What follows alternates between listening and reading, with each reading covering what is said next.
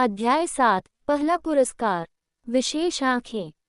शायद ये युद्ध का माहौल था जिसमें वे और उनकी पिछली पीढ़ी अपने प्रियजनों को खोते हुए देखकर बड़ी हुई थी कि वे ऐसे थे, लेकिन एक बार के लिए वह उनसे संबंधित नहीं हो सका। वो एक ऐसे व्यक्ति थे जिन्होंने कभी भी ऐसी क्रूर कठिनाइयों का अनुभव नहीं किया था, इसलिए उन्होंने उन्हें कभी दोष नहीं दिया।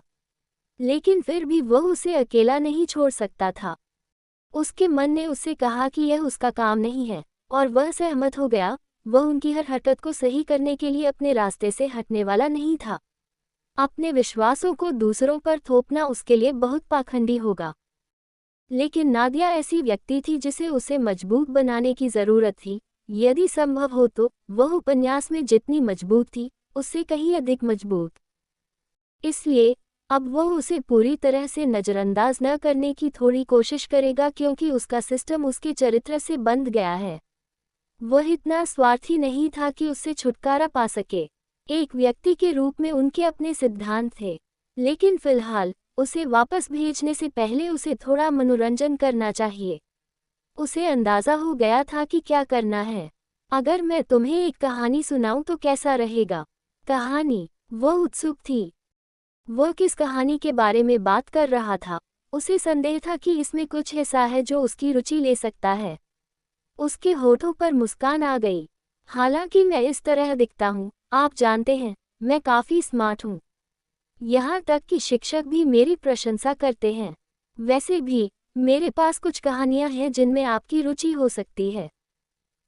ओलिवर जानता था कि यद्यपि दुनिया उसकी तरह विकसित थी, लेकिन मीडिया और मनोरंजन क्षेत्र युद्धों और राक्षसों के कारण अविकसित थे।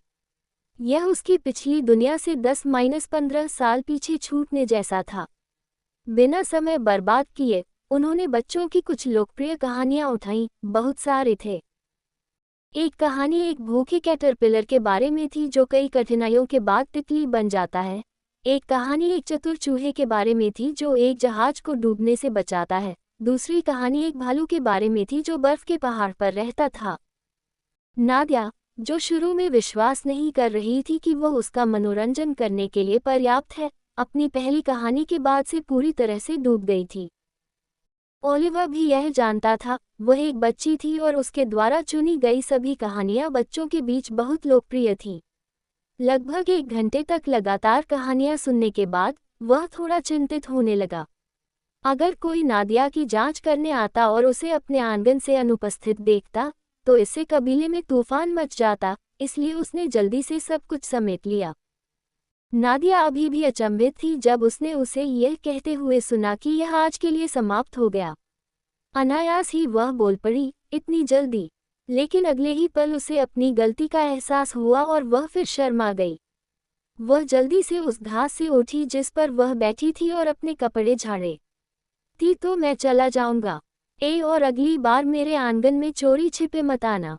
उसने अपनी शर्मिंदगी छुपाने के लिए जोर से कहा और ओलिवर को अकेला छोड़कर चली गई। उसका अहंकारी स्वर सुनकर ओलिवर के होंठ कांपने लगे। वह कौन था जिसने कहा कि यह इतनी जल्दी खत्म हो गया? हाँ, वह अभी बच्ची है। गुस्सा मत करो। उस दिन से उसे बहुत कुछ हासिल हुआ था और अब उसे बस अपने कमरे में बैठकर नतीजों का इंतजार करना था। नादिया जल्दी से अपने आंगन में लौट आए और खुद को अपने कमरे में बंद कर लिया। उसका चेहरा लाल था और वह हल्की हल्की हौंफ रही थी। वह सीधे अपने कमरे में चली गई। मैंने आज क्या किया है? मैंने उसके सामने इतना अजीब व्यवहार क्यों किया? वह हताशा में अपने छोटे बालों को खींचते हुए अपने कमरे में आगे पीछे घूमती रही। उसे लगा कि आज उसने बहुत बेशर्मी से काम लिया है। वह अपने कुल का गौरव थी और आज वह इतनी बुरी तरह अपना आपा खो बैठी। वह किसी के सामने रोई भी बहुत अधिक। यह उसके लिए सहन करने के लिए बहुत ज्यादा था। वह एक गड्ढा खोदकर उसमें छिपना चाहती थी। इंतजार, मैं इतना सचेत क्यों हूँ? उसके मन में अचानक एक विचार आया। व्यावहारिक रूप से वह उसके लिए एक अजनबी था और संभावना थी कि वे फिर कभी नहीं मिलेंगे। तो ये ठीक होना चाहिए, है ना? और अगर वह उसे बेनकाब करने की हिम्मत करता, तो उसके पास कोई सबूत नहीं होता और कोई भी उसकी बातों पर विश्वास नहीं करता।